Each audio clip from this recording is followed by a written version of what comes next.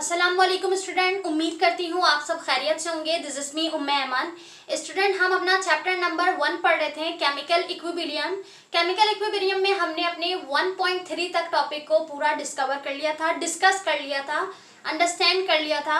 आज के इस वीडियो में हम अपने 1.4 टॉपिक को डिस्कस करेंगे, that is importance of KC, यानी इम्पोर्टेंस ऑफ केमिकल इक्विलिब्रियम। ठीक है, तो हमारे पास जो हेडिंग है that is importance of KC, यानी कि इक्विलिब्रियम, कांस्टेंट इक्विलिब्रियम।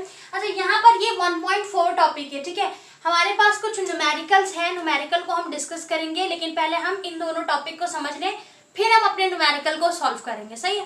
अच्छा, तो यहाँ पर हमारे पास जो इम्पोर्टेंस ऑफ केसी है, तो हमने केसी को समझा, केसी की डेरिवेशन की इससे पहली वीडियो में, फिर हमने जो है इसकी यूनिट को निकालना सीखा कि यूनिट इसकी क्या होती है, स्पेसिफिक होती भी है या नहीं होती, इन तमाम चीज़ों को समझा। तो आज हम जो इम्पोर्टेंस को डिस्कस कर रहे हैं, तो केसी की कुछ इम्पोर्टेंस है, जिसमें सबसे ज़्यादा इम्पोर्टेंट जो चीज़ है वो ये है कि केसी जो है वो डायरेक्शन बताती है केमिकल रिएक्शन की, कि जो आपका केमिकल रिएक्शन हो रहा है वो फॉरवर्ड है या बैकवर्ड है, उसकी डायरेक्शन हमें कौन बनाता है? केसी बताती है। ठीक है, अब किस तरीके से केसी हमें उसकी डायरेक्शन बताता है, तो यहाँ हमारे पास लिखा है कि केसी जो है, केसी है क्या? केसी हमारे पास, KC is the ratio of product and reactant. Reactant और प्रोडक्ट का जो रेशियो है वो हमारे पास केसी है। ठीक है, अब यहाँ पर हमारे पास एक और चीज है दैट इज क्यूसी। ठीक है, यहाँ पर हमारे पास एक और चीज है स्टूडेंट, जिसे हम क्यूसी कहते हैं। अब ये क्यूसी क्या है? क्यूसी और केसी ये बिल्कुल सेम है, लेकिन इसमें सिर्फ एक चीज का फर्क है, वो ये है कि हमारे पास केसी जो है वो सिर्फ और सिर्फ इक्विलिब्रियम स्टेट में होती है। ठीक है, सिर्फ एट इक्विलिब्रियम में होगी, लेकिन क्यूसी जो है वो हमेशा एनी टाइम होगी।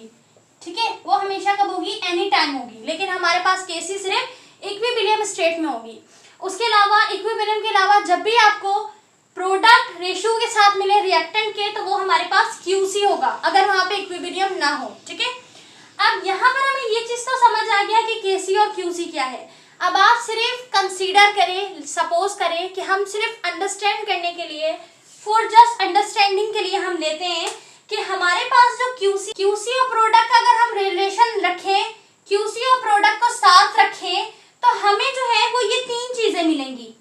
ठीक है, अब ये तीन चीजें क्या है? लेट्स सपोज कि क्यूसी हमारे साथ प्रोडक्ट के साथ है इस वक्त, यहाँ पर केसी अभी नहीं है, तो यहाँ पर हमें तीन चीजें मिलेंगी। तीन चीजें क्या मिलेंगी? वो तीन चीजें ये मिलेंगी कि जब हमारा क्यूसी बिल्कुल बराबर होगा केसी में, तो ये तो हमारे पास इक्विलिब्रियम स्टेट हो जाएगी। ठीक है, ये बिल्कुल हमारे पास इक्विलिब्रियम स्टेट है, लेकिन अगर हमारा क्यूसी जो है वो ग्रेटर या लेस हुआ, तब हमें किसका पता चलेगा? केमिकल रिएक्शन की डायरेक्शन का पता चलेगा। किस तरीके से डायरेक्शन का पता चलेगा? जब हम कंसीडर करेंगे क्यूसी को प्रोडक्ट के साथ, तो हमें तीन चीजें मिलेंगी। अगर क्यूसी बराबर होगा केसी के, तो ये तो इक्विलिब्रियम स्टेट में, लेकिन अगर क्यूसी ज्यादा होगा, ग्रेटर देन होगा केसी से, तो फिर जब हमारा क्यूसी ज्यादा होगा तो हमारा प्रोडक्ट जो है वो ज्यादा होगा। ठीक है, तो हमारा क्या ज्यादा होगा? हमारा प्रोडक्ट ज्यादा होगा। और जब हमारा प्रोडक्ट ज्यादा होगा, तो हमें ये बात पता है कि जब भी कोई चीज मूवमेंट करेगी, कैसे करेगी? हायर कंसंट्रेशन से लोअर की जानिब जाएगी। तो प्रोडक्ट हमारे पास ज्यादा है, तो ये प्रोडक्ट जो है वो किसकी जानिब जाएगा? लोअर की जानिब, यानी रिएक्टेंट के जानिब। ठीक है, क्योंकि प्रोडक्ट हमारा कम है, तो ये हमारे पास किसकी जानिब जाएगा? लोअर के पास जाएगा। तो यहाँ पर जो रिएक्शन होगा वो बैकवर्ड रिएक्शन होगा। ठीक है, यानी कि जब क्यूसी केसी से ज्यादा होगा तो बैकवर्ड रिएक्शन होगा। अब ये रिएक्शन की डायरेक्शन हमें कैसे पता चली? By the help of KC. ठीक है, तो केसी का फायदा ये है कि ये डायरेक्शन बताता है किसी भी केमिकल रिएक्शन की। अब अगर हमारे पास क्यूसी लेस हो, मतलब कम हो, तो फिर क्या होगा? बिल्कुल अपोजिट। जब क्यूसी लेस होगा तो डायरेक्शन हमारे पास जो है वो कैसी होगी? फॉरवर्ड। क्यों? क्योंकि हमारे पास प्रोडक्ट जो आ जाएगा, प्रोडक्ट हमारा कम हो जाएगा। जब क्यूसी कम होगा, लेस होगा केसी से, तो हमारा प्रोडक्ट कम होगा, और जब प्रोडक्ट हमारा कम होगा, तो फिर यहाँ पर हमने जो चीज समझी बिल्कुल वही कि हायर से लोअर कंसंट्रेशन की तरफ जा रहा है। तो हमारे पास जो है वो रिएक्टेंट इस वक्त ज्यादा है, प्रोडक्ट कम है। क्यों कम है प्रोडक्ट? क्योंकि यहाँ पे क्यूसी कम है। तो जब क्यूसी कम है तो प्रोडक्ट कम है, तो रिएक्टेंट जाएगा प्रोडक्ट की तरफ। तो यहाँ पर जो हमारे पास रिएक्शन होगा दैट इज फॉरवर्ड रिएक्शन। सही है, तो ये चीज आपने याद रखनी है, एमसीक्यूज के लिए बेहद इंपॉर्टेंट है कि जब क्यूसी ज्यादा होगा केसी से तो कौन सा रिएक्शन होगा हमारे पास, बैकवर्ड रिएक्शन। क्यों? क्योंकि प्रोडक्ट फिर ज्यादा हो जाएगा, क्यूसी ज्यादा प्रोडक्ट ज्यादा, प्रोडक्ट ज्यादा होगा तो रिएक्टेंट कम है तो रिएक्टेंट की जानिब जाएगा, विच मीन्स बैकवर्ड रिएक्शन। और अगर हमारे पास क्यूसी कम होगा केसी ज्यादा होगा तो फिर क्यूसी कम तो प्रोडक्ट कम, और प्रोडक्ट अगर कम होगा स्टूडेंट तो वो रिएक्टेंट के जानिब नहीं जाएगा बल्कि रिएक्टेंट प्रोडक्ट बनाएगा, तो फिर ये फॉरवर्ड रिएक्शन होगा। ठीक है, तो ये जो हमें डायरेक्शन पता चली केमिकल रिएक्शन की, किसकी मदद से, by the help of KC की मदद से, केमिकल कांस्टेंट की वजह से। ठीक है, यानी जो इक्विलिब्रियम कांस्टेंट है उसकी मदद से पता चली। अच्छा, तो ये तो हमें एक चीज समझ आ गई। दूसरी चीज जो हमारी बुक में दी गई है that is extent of chemical reaction. अब ये इस एक्सटेंट ऑफ केमिकल रिएक्शन क्या है, तो यहाँ हमारे पास लिखा है कि जब हमारे पास एक्सटेंट होगा केमिकल रिएक्शन तो तीन चीजें मिलेंगी हमें। पहली, या तो हमारा केसी बहुत ही ज्यादा स्मॉल होगा या तो बहुत ज्यादा लार्ज होगा। आपको पता है केसी है क्या, केसी हमारे पास रेशियो है प्रोडक्ट और रिएक्टेंट का। ठीक है ना, तो केसी जब बहुत ज्यादा लार्ज होगा या फिर केसी ना ही लार्ज होगा ना ही बहुत स्मॉल होगा। ठीक है, KC neither very small nor very large, ना ही ज्यादा बहुत ज्यादा और ना ही बहुत ही कम। ठीक है, तो ऐसी हमें तीन हालत मिलेगी। अब इस तीन हालत में क्या होगा कि जब हमारे पास केसी बहुत ही कम होगा विच मीन्स कि हमारा जो प्रोडक्ट है, हमारा प्रोडक्ट क्या है, अनस्टेबल है। सही है, तो जब हमारा प्रोडक्ट अनस्टेबल होगा तो हमारा प्रोडक्ट ऑब्वियसली टूटेगा, जब टूटेगा तो वापस रिएक्टेंट बनाएगा। ठीक है, जब प्रोडक्ट टूटेगा तो वापस रिएक्टेंट बनाएगा क्योंकि वो अनस्टेबल है। अनस्टेबल क्यों है, क्योंकि केसी बहुत ही स्मॉल था। ठीक है, तो प्रोडक्ट अनस्टेबल था, वो रिएक्टेंट बना रहा है, विच मीन्स कि यहाँ पर हमारे पास बैकवर्ड रिएक्शन होगा। ठीक है, अब अगर केसी बहुत लार्ज होगा तो फिर हमारे पास प्रोडक्ट जो है वो क्या होगा, स्टेबल होगा। प्रोडक्ट अगर हमारे पास स्टेबल होगा तो फिर वो क्या करेगा, बैकवर्ड रिएक्शन नहीं करेगा, फिर वो हमारे पास फॉरवर्ड रिएक्शन करेगा। ठीक है, क्योंकि स्टेबल था, ब्रेक नहीं हो रहा। अच्छा, अगर हमारे पास जो है वो ना ही बहुत स्मॉल और ना ही बहुत लार्ज हुआ तो फिर क्या होगा, फिर वो कांस्टेंट रहेगा। ठीक है, और अगर कांस्टेंट रहेगा विच मीन्स कि वो किसमें है, बिल्कुल इक्विलिब्रियम की स्टेट में है। सही है, तो ना ही ज्यादा लार्ज हो ना ही ज्यादा वो हो तो कांस्टेंट है, और अगर केसी बहुत स्मॉल है तो फिर प्रोडक्ट अनस्टेबल है मतलब ब्रेक होगा, तो मतलब बैकवर्ड रिएक्शन। और अगर हमारे पास प्रोडक्ट जो है वो स्टेबल है यानी केसी लार्ज है, स्टेबल होने की वजह से फॉरवर्ड रिएक्शन होगा। ठीक है, तो ये हमारे पास जो है वो क्या है, ये हमारे पास जो है ये इंपॉर्टेंस ऑफ केसी है। पहला कि वो हमें डायरेक्शन बता रहा है, दूसरा कि वो हमें एक्सटेंट बता रहा है। सही है, कल जो है उसे सॉल्व करते हैं। न्यूमेरिकल नंबर 1 जो कि हमारा एग्जाम्पल क्वेश्चन है, एग्जाम्पल नंबर 1 पेज नंबर 8 के ऊपर है। अच्छा, ये न्यूमेरिकल हमारा न्यूमेरिकल ऑफ केसी के ऊपर है। ठीक है, यूनिट वाला जो न्यूमेरिकल था वो हमने पिछली वीडियो में सॉल्व किया था अच्छे से।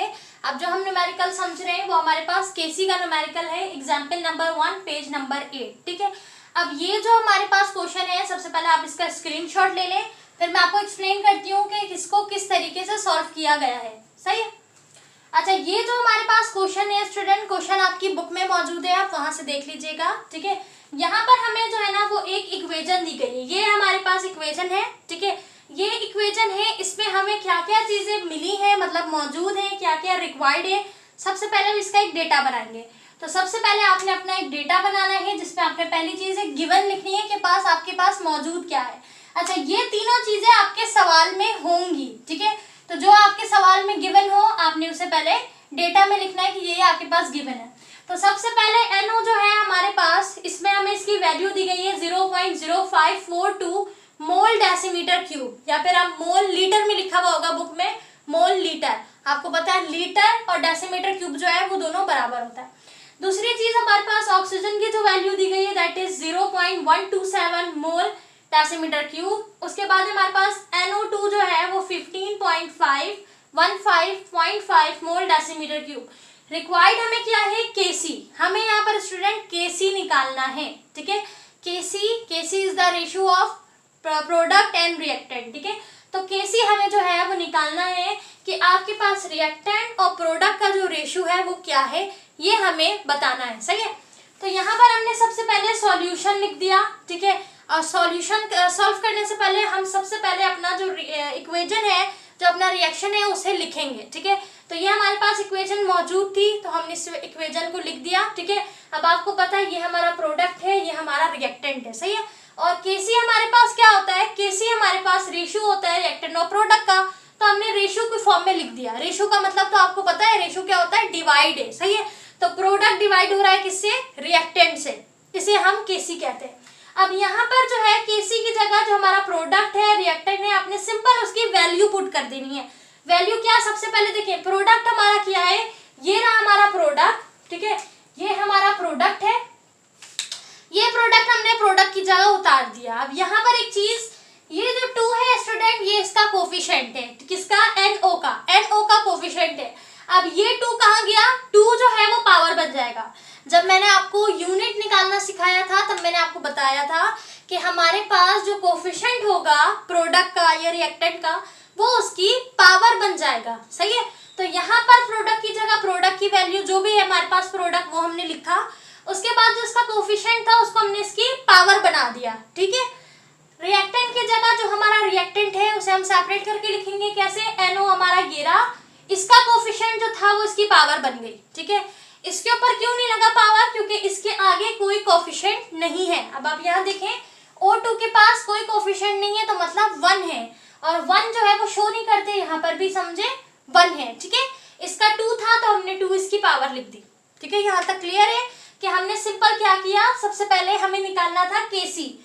केसी हमारे पास क्या होता है, ये हमारा केसी है। अब ये मत कह, इसको हम ये नहीं कह सकते कि ये इसका फॉर्मूला है, ये फॉर्मूला नहीं है, ये है ही केसी। यानी केसी होता क्या है, KC is the ratio of reactant and product. KC जो है वो रेशियो है प्रोडक्ट का और रिएक्टेंट का, ठीक है। यानी प्रोडक्ट और रिएक्टेंट आपस में डिवाइड की फॉर्म में ही, रेशियो की फॉर्म में, ठीक है। तो हमने ये बात लिख दी, हमें पता थी, हमने डेरिवेशन सीखी थी। अगर आप स्टूडेंट में से किसी ने प्रीवियस वाली जो पहली वीडियो थी उसे नहीं देखा है तो हो सकता है उन्हें यहाँ पे थोड़ी कंफ्यूजन हो, इसलिए पहले आप वो वीडियो देखें ताकि आपको समझ आए कि हमने केसी को ड्राइव कैसे किया है, कैसे हमारे पास जो है वो ये आया है, सही है।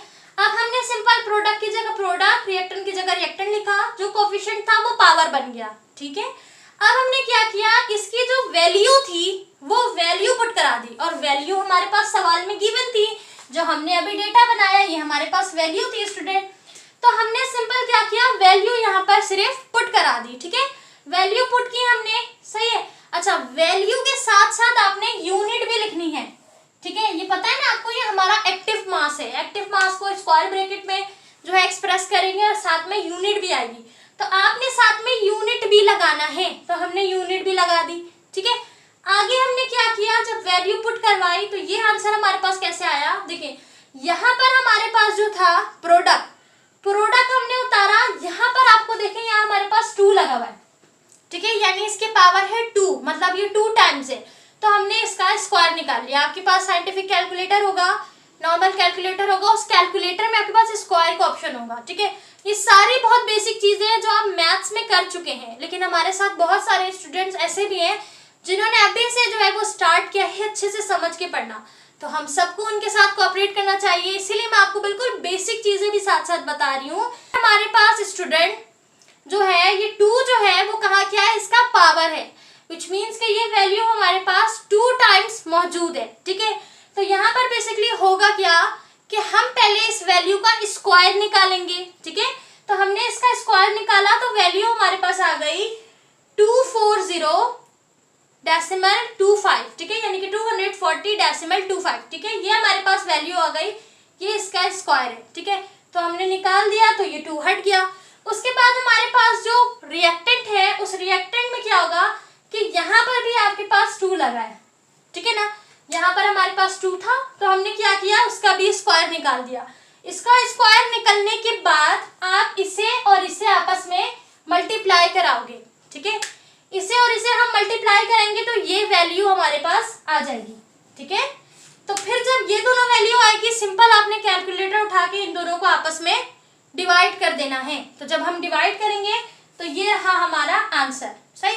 अब यहाँ पर एक और चीज भी, दूसरी चीज हमारे पास ये कि जो हमारी यूनिट थी वो यूनिट हमारे पास कैंसिल हो रही है, किस तरीके से, यहाँ पे था मोल डेसीमीटर क्यूब, इसके ऊपर 2 है विच मीन्स के 2 बार है हमारे पास मोल डेसीमीटर क्यूब, और जो दूसरी वैल्यू होगी उसके साथ भी यूनिट होगी मोल डेसीमीटर क्यूब।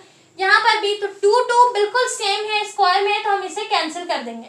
ठीक है, बचा सिर्फ इसकी यूनिट, तो हम इसकी वैल्यू यूनिट को यहाँ लिख देंगे। पहले हम वैल्यू लिखेंगे फिर यूनिट लिख देंगे। ठीक है, अब आपकी बुक में जो है वो ये वैल्यू लिखी है 6.44 10 की पावर 5, तो ये सिर्फ डेसिमल का फर्क है। अगर हम इस डेसिमल को आगे कर दें तो यहाँ पर हमें पावर जो है वो चेंज हो जाएगी। तो ये आंसर लिखें या ये आंसर लिखें, दोनों करेक्ट है। सही है, तो मैं दोबारा सम अप करती हूँ। सबसे पहले हमने डेटा बनाना है। सवाल में जो चीजें गिवन है आपने जस्ट गिवन वैल्यू गिवन चीजें लिखनी है। रिक्वायर्ड में हमारे पास क्या है, केसी है, केसी हमें मालूम करना है। हमें ये बात पता है कि केसी क्या है, प्रोडक्ट और रिएक्टेंट का रेशियो है। ठीक है, अब हमने क्या किया, प्रोडक्ट की जगह प्रोडक्ट लिख दिया, ये रहा प्रोडक्ट, रिएक्टेंट की जगह रिएक्टेंट जो था वो लिख दिया। अब ये स्क्वायर ब्रैकेट में क्यों लिखा है, यूनिट क्यों लगा रहे हैं, ये सब हमने प्रीवियस वीडियो में समझा। ये हमारे पास एक्टिव मास है, तो अगर आपने वीडियो नहीं देखी है तो मैं दोबारा कह रही हूँ, पहले वो वीडियो देखिएगा। ठीक है, और जिन्होंने देखी है आई होप कि उन्हें समझ आ रहा हो। तो अब हमने क्या किया, उनकी वैल्यू लिखी और साथ में यूनिट लाजमन लगानी है। यूनिट लगा दी हमने, जो यूनिट कैंसिल हो सकती है वो कैंसिल हमने कर देना है। ये क्यों नहीं कैंसिल होगा, क्योंकि उसके ऊपर स्क्वायर तो नहीं है ना, ये था आपस में कैंसिल हो गया। ठीक है, अब मजीद इसके ऊपर अगर होता तो हम कर देते, लेकिन अब एक ही यूनिट बची, तो जो हमारा आंसर है उस आंसर के साथ ये वाली यूनिट हम पुट कर देंगे। ठीक है, अब यहाँ पर हमारे पास -3 था, नेगेटिव का 3, लेकिन ये वैल्यू ऊपर चली गई है तो फिर ये पॉजिटिव का 3 हो गया है। सारी चीजों को नोट करें। ठीक है, ये हमारे पास नेगेटिव था, ऊपर चला गया, पॉजिटिव का 3 हो गया। सही है, तो ये हमारा न्यूमेरिकल नंबर 1 जो है वो सॉल्व हो गया है। सबसे पहले आपने स्क्वायर निकालना है। स्क्वायर निकालने के बाद जहां जहां पे स्क्वायर है पहले स्क्वायर पे वैल्यू निकालनी है। अगर स्क्वायर से ज्यादा पावर है तो फिर उसे भी निकालें, फिर आपस में इनको मल्टीप्लाई करेंगे, फिर हमारा जो आंसर आएगा उनको डिवाइड करेंगे, तो हमारा फाइनल आंसर आ जाएगा। तो एग्जाम्पल नंबर 1 हमारा हो गया। अब हम एग्जाम्पल नंबर 2 और एग्जाम्पल नंबर 3 को समझते हैं। किसके ये न्यूमेरिकल्स, केसी के न्यूमेरिकल है। ठीक है, अब हम एग्जाम्पल नंबर 2 को डिस्कस करेंगे। तो ये हमारे पास जो है वो एग्जाम्पल नंबर क्या है, 2 है। ठीक है, एग्जाम्पल नंबर 2 पेज नंबर 9 में आपके पास मौजूद है। ये हमारे पास इक्वेशन दी गई है स्टूडेंट, ये हमारे पास केमिकल इक्वेशन है। अब यहाँ पर देखें, ये हमारा जो है वो प्रोडक्ट है, ये हमारा क्या है स्टूडेंट, रिएक्टेंट है। ठीक है, तो हमें जो है सवाल में गिवन क्या क्या चीजें हैं, हमें सवाल में गिवन है, ठीक है, फ्लोरीन है, क्लोरीन है, और इसका प्रोडक्ट जो है उसकी वैल्यू हमारे पास गिवन है। रिक्वायर्ड है हमारे पास कि हमें निकालना है केसी। ठीक है, हमें किसे निकालना है, केसी को निकालना है। सही है, अच्छा यहाँ पर एक चीज जो मैं आपको रिवाइज करवाऊं, आपने पहले पढ़ी होगी कि हमारे पास देखिए क्लोरीन के ऊपर और Fe के ऊपर क्या है, आयंस है। ठीक है, पॉजिटिव और नेगेटिव चार्ज है। ये जो हमारे पास Fe है, यह हमारे पास जो क्लोरीन है, इसके ऊपर देखिए इस तरीके से आयंस है। ठीक है, ये जो चार्ज है पॉजिटिव का या नेगेटिव का, इसे हम क्या कहते हैं, इसे हम कहते हैं आयंस। सही है, अब ये आयंस होता क्या है, अगर हम इसको थोड़ा रिवाइज करें, आप इसे पढ़ कर आए होंगे। आयंस हमारे पास होते क्या है, जब भी रिएक्शन के दौरान, ठीक है, या आप कह लें किसी एलिमेंट के ऊपर बॉन्ड के दौरान जब इलेक्ट्रॉन लूज या गेन होगा तो उसके ऊपर चार्ज आ जाएगा। ठीक है, जैसे हमारे पास ऑक्सीजन ने हाइड्रोजन के साथ जो है वो बॉन्डिंग की, या आप कह लें क्लोरीन ने इसके साथ जो है वो फ्लोरीन के साथ क्या की, बॉन्डिंग की, तो यहाँ पर हमारे पास क्या हुआ, इलेक्ट्रॉन या तो लूज होगा, छोड़ेगा, या फिर वो गेन करेगा। जब इलेक्ट्रॉन को वो लूज करेगा तो उसके ऊपर पॉजिटिव चार्ज आ जाएगा, पॉजिटिव आयंस आ जाएगा। ठीक है, और अगर वो इलेक्ट्रॉन को गेन करेगा तो उसके ऊपर नेगेटिव चार्ज आ जाएगा। अब ऐसा क्यों, ऐसा इसलिए कि हमारे पास इलेक्ट्रॉन के पास जो है वो नेगेटिव चार्ज होता है। ठीक है, जो हमारा इलेक्ट्रॉन है स्टूडेंट, इलेक्ट्रॉन के ऊपर नेगेटिव चार्ज होता है। अब ये जो चार्ज है जब इलेक्ट्रॉन छोड़ेगा, निकालेगा, तो पॉजिटिव चार्ज आएगा, और जब इलेक्ट्रॉन साथ जब गेन करेगा तो उसके ऊपर इलेक्ट्रॉन की वजह से नेगेटिव चार्ज आएगा। तो ये बेसिकली हमारे पास क्या है, आयन है, इसलिए इनके ऊपर चार्ज लगा हुआ है। अब इसके चार्ज से इस रिएक्शन या इस न्यूमेरिकल पे कोई फर्क नहीं पड़ना चाहिए। जो हमारे पास कोफिशिएंट है, फर्क इससे पड़ेगा। ठीक है, क्योंकि ये कोफिशिएंट आगे जाके पावर बनेगी। ठीक है, तो इसीलिए जो है इससे फर्क नहीं पड़ेगा आयन से। मैंने जस्ट आपको समझा लिया कि अगर किसी स्टूडेंट के जहन में ये क्वेश्चन आए कि यहाँ पे पॉजिटिव और नेगेटिव चार्ज क्यों है, तो बेसिकली ये क्या है, आयंस है। सही है, अच्छा अब हमने रिक्वायर्ड इस क्वेश्चन में केसी निकालना है। तो हम सबसे पहले अपनी इक्वेशन को लिखेंगे, ठीक है। ये हमारा प्रोडक्ट, ये हमारा रिएक्टेंट। अब केसी को निकालना है, ये बात अंडरस्टूड है, हमें पता है कि केसी क्या है, प्रोडक्ट और रिएक्टेंट का रेशियो है। तो प्रोडक्ट और रिएक्टेंट ये रहा। अब यहाँ पर एक और स्टेप होगा, वो स्टेप जो मैंने मिस कर दिया, स्टेप वो ये है कि आपने प्रोडक्ट की जगह ये लिखना है प्रोडक्ट, रिएक्टेंट की जगह रिएक्टेंट लिखना है। किस तरीके से?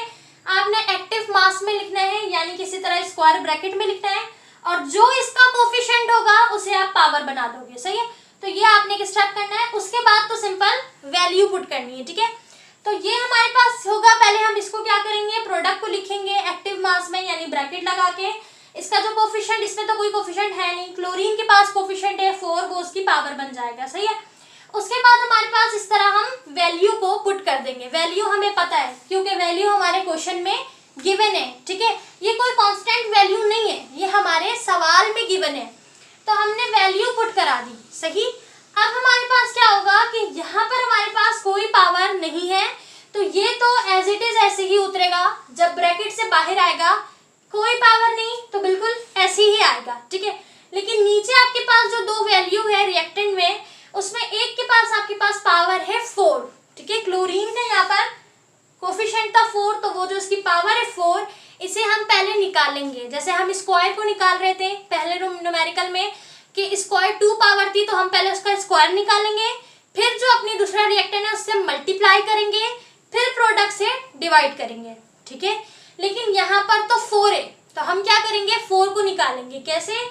आपके जो भी वैल्यू है 0.28 वैल्यू है, आप इसे लिखेंगे। फिर आपके कैलकुलेटर में हमारे पास एक सैंपल है, ये सैंपल है वो, इस सैंपल पर हम जो है वो क्लिक करेंगे।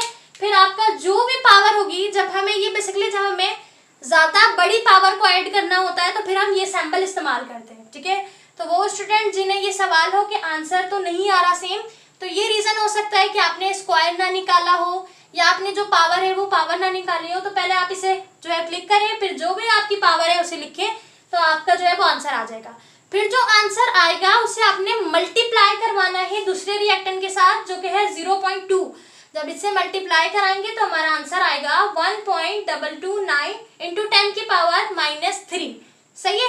अच्छा, अब यहाँ पर एक और चीज़ वो ये कि हमारे पास जो 4 था स्टूडेंट, वो इस रिएक्टेंट के ऊपर भी है, इस रिएक्टेंट के मोल पर भी है और डेसीमीटर क्यूब पर भी है, सही है।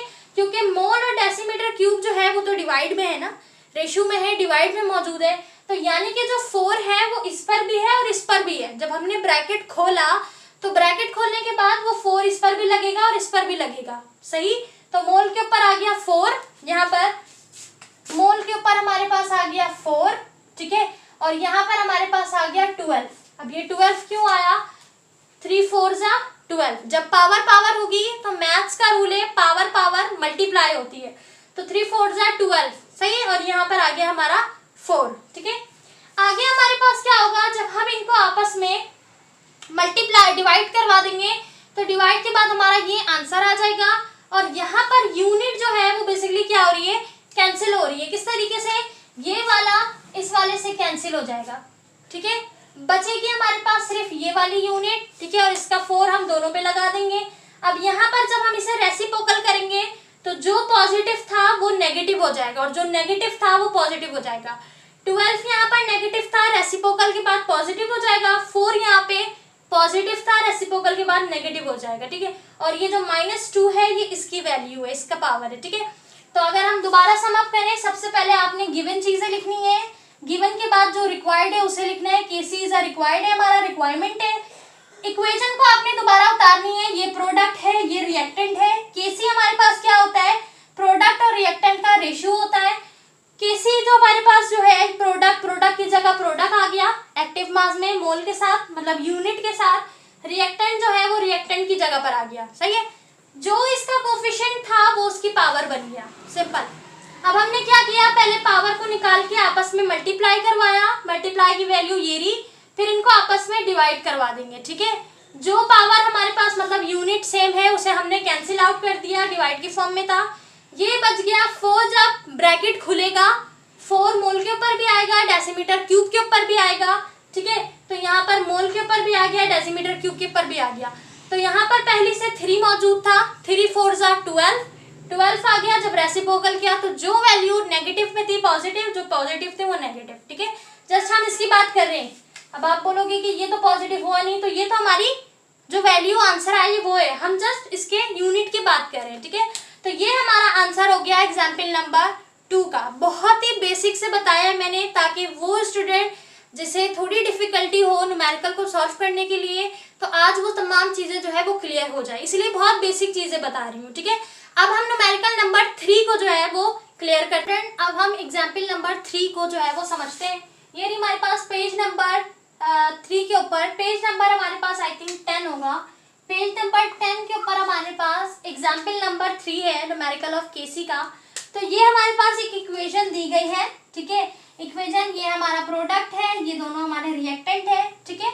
अच्छा, यहाँ पर जो है थोड़ी सी चेंजिंग है सवाल में, वो ये कि सवाल में आपसे रिक्वायरमेंट केसी की नहीं की गई, सवाल में आपसे रिक्वायर्ड है एनओ, ठीक है, कि एनओ की वैल्यू क्या है। अब आपके पास गिवन जो है वो क्या है, आपके पास एन जो है वो गिवन है 0.036 मोल डेसीमीटर क्यूब, ओ आपके पास गिवन है 0.0089 मोल डेसीमीटर क्यूब, जबकि केसी आपके पास गिवन है 4.1 इंटू 10 की पावर -4। तो यहाँ पर जो चीज नहीं है वो NO है, ठीक है, यानी आपके पास प्रोडक्ट गिवन नहीं है। तो आपको यहाँ पर निकालना क्या है, यहाँ पर आपको प्रोडक्ट निकालना है। अब प्रोडक्ट निकालने के लिए हम क्या करेंगे, हमें पता है कि हमारे पास जो केसी होता है वो प्रोडक्ट रेशियो होता है रिएक्टेंट के, सही है। तो हम क्या करेंगे, हम रीअरेंज कर देंगे, ठीक है। अब हमें प्रोडक्ट का तो नहीं पता, तो हमें क्या करना चाहिए, हमें रीअरेंज करना चाहिए। जैसे हम मैथ्स में जो है अपने फॉर्मूले को क्या करते थे, रीअरेंज करते थे। यानी आसान लफ्जों में जो चीज हमें नहीं मालूम होती थी हम उसे अलग कर देते थे, ठीक है। और अलग करने का क्या रूल है कि जब इज इक्वल्स टू के कोई चीज इस साइड मल्टीप्लाई के रिलेशन में हो तो हम उसे इस साइड भेजेंगे, डिवाइड कर देंगे, ठीक है। अगर प्लस में हो तो इज इक्वल्स टू के दूसरे साइड जाके वो माइनस होगा, ठीक है। तो इस तरीके से अपना रिलेशन जो है वो चेंज करेगा जब अपनी डायरेक्शन चेंज करेगा। तो इसी तरह हमारे पास केसी में प्रोडक्ट रेशियो के साथ था रिएक्टेंट के, बट हमने क्या किया, रीअरेंज कर दिया। तो जब हमारे पास केसी जो है वो यहाँ पर जो है, केसी तो हमें मालूम है, हमें अलग तो एनओ को करना है, तो हम इसे उठाकर इधर करेंगे या केसी को इधर करेंगे, तो यहाँ पर ये डिवाइड की फॉर्म में। लेकिन जब केसी के पास उस तरफ जाएगा तो फिर मल्टीप्लाई के रिलेशन में आएगा, ठीक है। तो यहाँ पर केसी मल्टीप्लाई होगा आपके रिएक्टेंट के साथ और प्रोडक्ट जो है वो क्या होगा, निकल जाएगा, सही है। तो जब केसी रिएक्टेंट के साथ मल्टीप्लाई होगा तो जो आंसर आएगी वो वैल्यू हमारे पास प्रोडक्ट की वैल्यू होगी, ठीक है। अब देखिए किस तरीके से केसी की वैल्यू हमें गिवन थी, ठीक है। तो अब हम सिंपल क्या करेंगे भाई, केसी की वैल्यू को पुट कर देंगे। ये हमने केसी की वैल्यू डाली। अब यहाँ पर हमारे पास जो है एन इसकी N2 की वैल्यू यानी कि नाइट्रोजन की वैल्यू थी, हमने इसे पुट किया, फिर ऑक्सीजन की वैल्यू को पुट कर दिया, सही। अब हमने क्या किया, आपस में इनको सबसे पहले इनको मल्टीप्लाई कराया, फिर इसका जो आंसर आया उसे इससे मल्टीप्लाई कराया, तो हमारा आंसर आ गया 1.313 इंटू 10 की पावर -7। लेकिन यहाँ पर एक प्रॉब्लम है, प्रॉब्लम ये है कि हमसे आंसर मांगा था सिर्फ NO का, ठीक है। लेकिन यहाँ पर इसके कोफिशिएंट की होने की वजह कर इसकी पावर आ रही है 2, ठीक है। लेकिन हमें तो सिर्फ NO की वैल्यू चाहिए, हमें NO2 की वैल्यू नहीं चाहिए। तो हमें स्क्वायर को यानी कि जो पावर है उसे हटाना पड़ेगा। तो स्क्वायर का पावर जो है वो किससे हटेगा, स्क्वायर रूट के साथ कैंसिल होता है, ये बात हमें पता है। तो हमने क्या किया, लगा दिया taking square root on both side. ये तमाम चीजें आपने मैथ्स में की होगी क्लास 9 में 8 में, ठीक है, मैट्रिक में। तो आपने देखा कि मैथ्स में हम क्या करते हैं कि जब एक चीज हमारे पास हम लेफ्ट हैंड की साइड करेंगे तो वही चीज हमें राइट हैंड पे भी अप्लाई करनी पड़ेगी। तो हमने लिखा taking square root on both side, कि हमारे पास दोनों तरफ हम स्क्वायर रूट को लेंगे। तो हमने यहाँ पर भी स्क्वायर रूट लिया। ये हमारे पास क्या है, जब सिंगल रूट हो, यहाँ कोई वैल्यू ना हो, तो ये स्क्वायर रूट है। अगर यहाँ पर हमारे पास 3 होता तो ये क्यूब रूट होता, लेकिन ये सिर्फ स्क्वायर है, विच मीन्स के हमारे पास ये रूट है, तो ये स्क्वायर रूट है। तो हमने रूट लगाया दोनों साइड, तो स्क्वायर से रूट कैंसिल हो गया, बचा सिर्फ NO, ठीक है। लेकिन यहाँ पर तो हमारे पास रूट आ गया ना, तो हमने क्या करना है, सिर्फ रूट में अपनी वैल्यू को पुट करना है कैलकुलेटर में, तो हमारा आंसर आ जाएगा, सही है।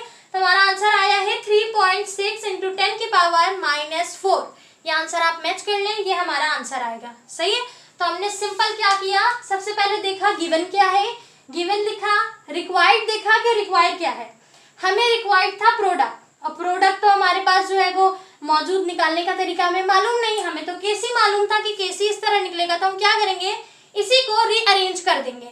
केसी जो मालूम था उन्हें एक तरफ, जो मालूम नहीं था उसे अलग कर दिया। ठीक है, यहाँ पर ये डिवाइड के रिलेशन में है, इज इक्वल्स टू के उधर जाएगा तो मल्टीप्लाई हो जाएगा, मल्टीप्लाई कर दिया, सिंपल। ठीक है, लेकिन हमें तो स्क्वायर की वैल्यू नहीं चाहिए थी, तो हमने रूट लगाया दोनों साइड, रूट से स्क्वायर कैंसिल कर दिया, जो आपके पास वैल्यू आई है वही आपका फाइनल आंसर है। ठीक है, तो यहाँ पर हमारे पास एग्जाम्पल नंबर 3 कंप्लीट हो गई। तो आपकी बुक में जो इम्पोर्टेंस ऑफ केसी का टॉपिक था, उसके बाद जो न्यूमेरिकल्स थे, आज हमने उसे कवर किया।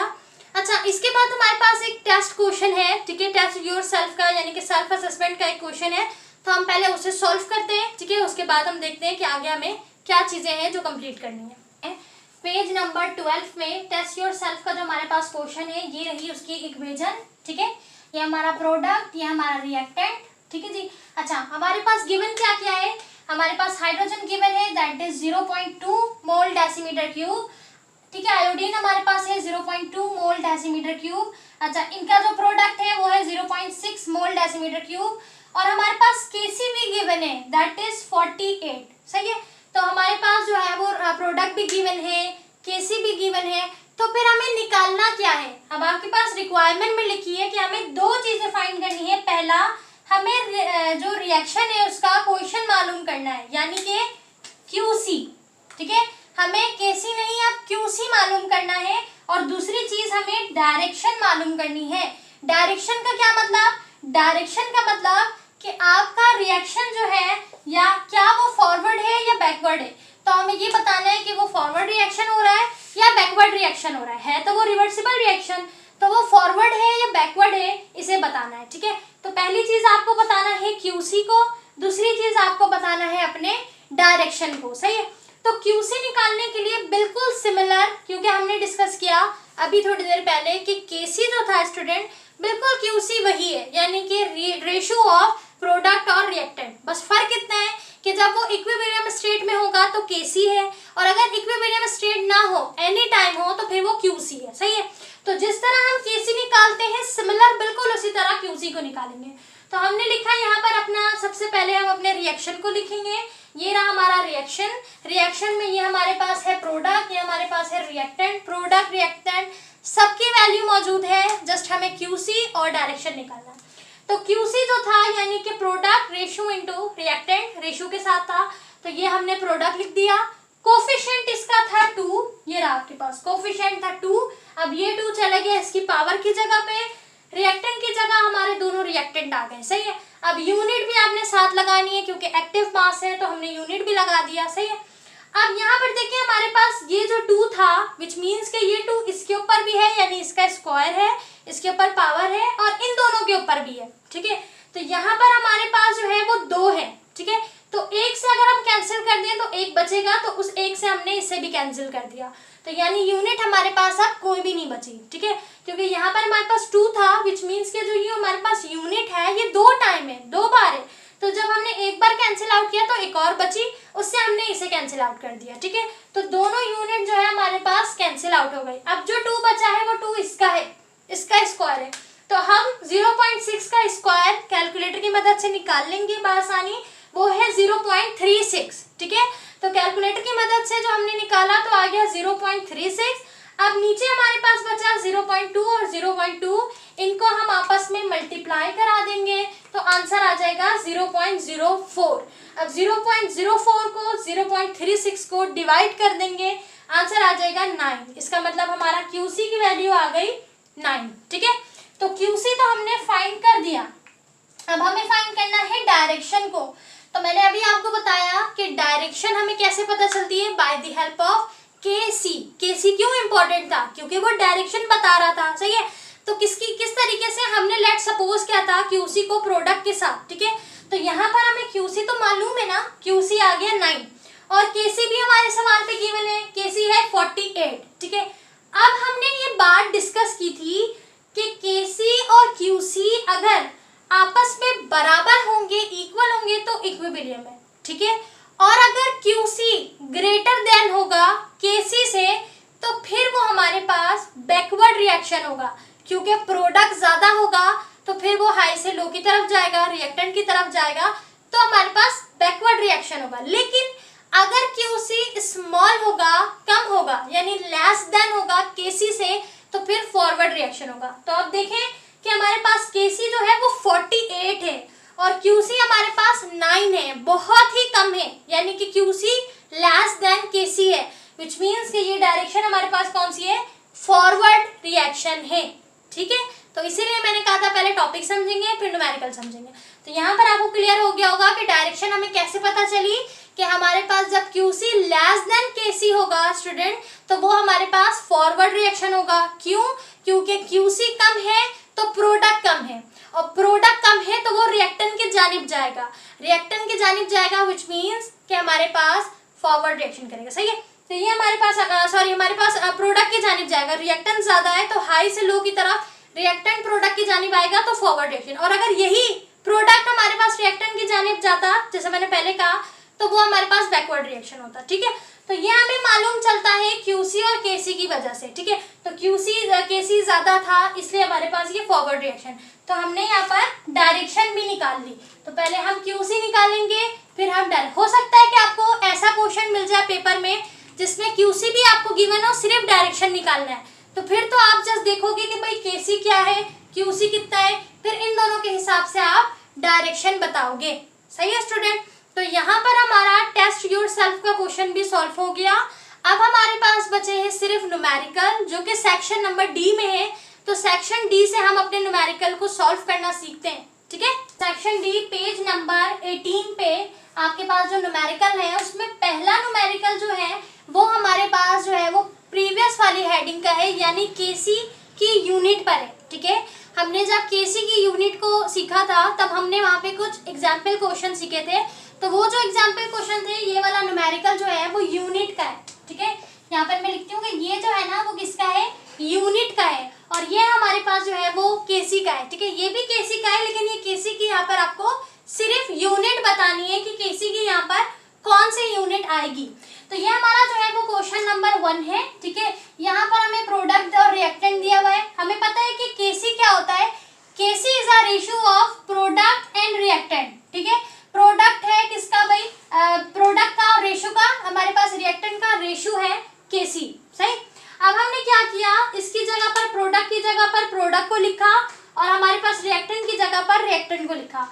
इनकी जो यूनिट थी वो यूनिट हमने देखी कि कैंसिल हो रही है आपस में, ठीक है। यहाँ पर हमारे पास जो है ये जो कोफिशिएंट था हमारे पास प्रोडक्ट का कोफिशिएंट, वो इसकी पावर बन गया, ठीक है। यहाँ पर हमारे पास मोल डेसीमीटर क्यूब जो है इसे कैंसिल करेंगे हम नीचे वाले रिएक्टेंट से, मोल डेसीमीटर क्यूब से, लेकिन हमारे पास यहाँ पर अभी भी एक यूनिट बाकी है। क्यों? क्योंकि यहाँ पर 2 था, 2 पावर, विच मीन्स कि ये यूनिट 2 मर्तबा है। अब एक मर्तबा हमने कैंसिल कर दी तो एक मर्तबा रही, तो वो यूनिट हमारे पास KC की यूनिट कहलाएगी। तो यहाँ पर आपको सिर्फ यूनिट निकालना है। तो सवाल में आपके पास गिवन होगा कि आपको जस्ट क्या निकालना है, calculate the unit of KC, KC की यूनिट। तो आपने जस्ट अपना KC लिखना है कि प्रोडक्ट जो है वो रेशियो है रिएक्टेंट के साथ, प्रोडक्ट की जगह प्रोडक्ट की वैल्यू यूनिट के साथ लिखना है, रिएक्टेंट की जगह रिएक्टेंट लिखना है, यूनिट के साथ लिखना है, ठीक है। उसके बाद आप देखोगे कि कौन सा किसके साथ कैंसिल हो रहा है, जो बचेगा वो हमारे पास KC की यूनिट है। ऐसा नहीं है कि लाजमन कुछ ना कुछ बचेगा, जरूरी नहीं है। ये कैंसिल अगर यहाँ पर 1 कुछ नहीं होता, 2 कोफिशिएंट नहीं होता, तो ये कैंसिल होता, KC की वैल्यू कुछ भी नहीं आती। लेकिन हमारे पास यहाँ 2 कोफिशिएंट था, एक दफा कैंसिल हो गया तो एक बचा, तो वो एक हमने लिख दिया, ठीक है। तो ये हमारे पास न्यूमेरिकल 1 था सेक्शन D का। अब अगर न्यूमेरिकल 2 को हम सॉल्व करें तो उसमें हमारे पास जो है पूछा गया है रिक्वायरमेंट में KC, यानी यहाँ पर हमें KC की वैल्यू निकालनी है, KC को निकालना है, ठीक है। तो ये हमारे पास इक्वेशन है, ठीक है, जो अभी हम सीख रहे थे एग्जाम्पल में, उस तरीके से हम अपनी वैल्यू को लिखेंगे जो कि हमारे सवाल में गिवन होगा। तो सबसे पहले डेटा में हम अपना गिवन लिखेंगे। गिवन लिखने के बाद यहाँ पर हमने दोबारा एक दफा इक्वेशन लिख दी, प्रोडक्ट की जगह प्रोडक्ट, रिएक्टेंट की जगह रिएक्टेंट, बिल्कुल इसी तरह ये हमारे पास जो है आपस में क्या हो रहे हैं, मल्टीप्लाई होंगे, मल्टीप्लाई होने के बाद इससे डिवाइड होंगे, सही है। अच्छा, यहाँ पर हमारे पास ये मोल डेसीमीटर क्यूब बिल्कुल सेम था, हमने इसे कैंसिल कर दिया, एक हमारे पास बच गया तो हमने उसे अपनी वैल्यू के साथ लिख दिया, ठीक है। बिल्कुल वही काम जो अभी हम एग्जाम्पल क्वेश्चन में कर रहे थे। आपके पास जो क्वेश्चन गिवन होगा उसमें आपके पास जो जो गिवन होगी वैल्यू, वो आपने वैल्यू को सिर्फ पुट करना है, ठीक है। और केसी हमें पता है कि केसी रेशियो होता है हमारे पास प्रोडक्ट और रिएक्टेंट का। यहाँ पर हमसे केसी ही पूछा जा रहा है, इसीलिए मैं बार बार केसी को रिपीट कर रही हूँ स्टूडेंट कि केसी है क्या। केसी हमारे पास रेशियो है प्रोडक्ट और रिएक्टेंट का, ठीक है। तो यहाँ पर हमने वैल्यू सिर्फ पुट की, जो यूनिट कैंसिल आउट होगी कैंसिल करेंगे, जो बचेगा वो हमारी वैल्यू के साथ। तो यहाँ पर हमारे पास ये रही केसी की वैल्यू। तो ये हमारा न्यूमेरिकल नंबर 2 भी सॉल्व हो गया। अब एक लास्ट न्यूमेरिकल नंबर 3 है, उसे हम सॉल्व करते हैं। सेक्शन डी का जो है वो लास्ट क्वेश्चन है, क्वेश्चन नंबर 3, दैट इज ये हमारे पास इक्वेशन है, ठीक है। अब हमारे पास जो है इक्वेशन की सिंपल वैल्यू गिवन है, ठीक है। ये आपके पास वैल्यू गिवन है और आपके पास केसी की भी वैल्यू गिवन है। तो हमें निकालना क्या है, हमें निकालना है डायरेक्शन, यानी कि हमें बताना है कि ये फॉरवर्ड रिएक्शन हो रहा है या फिर बैकवर्ड रिएक्शन हो रहा है। अभी हमने थोड़ी देर पहले डिस्कस किया स्टूडेंट कि जब हम रिएक्शन को यानी डायरेक्शन को निकालते हैं किसी केमिकल रिएक्शन की, तो उसके लिए हमें क्यूसी और केसी को चेक करना होता है। तो यहाँ पर केसी की वैल्यू तो गिवन है बट क्यूसी की वैल्यू गिवन नहीं है। कि जब हमारे पास क्यूसी होगा तो हम कंपेयर करेंगे कि क्यूसी ज्यादा है या केसी ज्यादा है, ठीक है। अब जो ज्यादा होगा उस हिसाब से हम उस रिएक्शन को बताएंगे कि ये फॉरवर्ड है या बैकवर्ड है। तो यहाँ पर हमें सबसे पहले निकालना पड़ेगा क्यूसी, ठीक है। तो हम लिखेंगे first we have to find QC, कि हमने पहले क्यूसी निकालना होगा, ठीक है। अच्छा, क्यूसी निकालने का सेम तरीका है कि हमारे पास जो है वो प्रोडक्ट जो है वो रेशियो है किसके साथ, रिएक्टेंट के साथ। तो प्रोडक्ट की जगह प्रोडक्ट की वैल्यू आ गई आपके पास और रिएक्टेंट की जगह रिएक्टेंट की वैल्यू आ गई, सही है। तो ये हमारे पास जो है ये हमारे पास प्रोडक्ट है और ये हमारे पास रिएक्टेंट है, ठीक है। ये हमारा रिएक्टेंट है, सॉरी ये हमारा प्रोडक्ट है और ये हमारा रिएक्टेंट है। हमने प्रोडक्ट की जगह प्रोडक्ट की वैल्यू, रिएक्टेंट की जगह रिएक्टेंट की वैल्यू लिख दी, ठीक है स्टूडेंट। अब देखिए हमारे पास रिएक्टेंट प्रोडक्ट जो था यहाँ पर दोनों की वैल्यू सेम है, ठीक है। तो हमने इसे कैंसिल आउट कर दिया, ठीक है। तो हमने इसे कैंसिल कर दिया। अब हमारे पास जस्ट बचा तो हमारा रिएक्टेंट, प्रोडक्ट सिमिलर था हमने कैंसिल कर दिया, रिएक्टेंट बचा।